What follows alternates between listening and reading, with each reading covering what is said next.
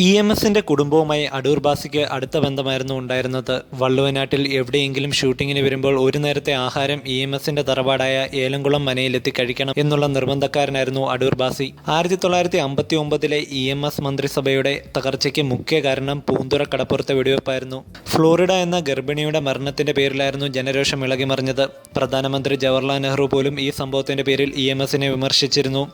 കടപ്പുറത്തെ മത്സ്യത്തൊഴിലാളികളുടെ പോലീസിനു നേരെയുള്ള ആക്രമണം സഹിക്കാൻ കഴിയാതെ വന്നപ്പോഴായിരുന്നു വെടിവെക്കാൻ തീരുമാനമെടുത്തത്. വെടിവെക്കണമെങ്കിൽ മുഖ്യമന്ത്രിയുടെ അനുവാദം വേണം. പോലീസ് മേധാവി മുഖ്യമന്ത്രി EMSനെ ബന്ധപ്പെട്ടു. വെടിവെക്കാനുള്ള അനുവാദം ചോദിച്ചു. EMS പറഞ്ഞു, വെടി വെയ്. അപ്പോഴേക്കും പോലീസ് മേധാവി വെടിവെക്കാൻ ഓർഡർ കൊടുത്തു കഴിഞ്ഞിരുന്നു.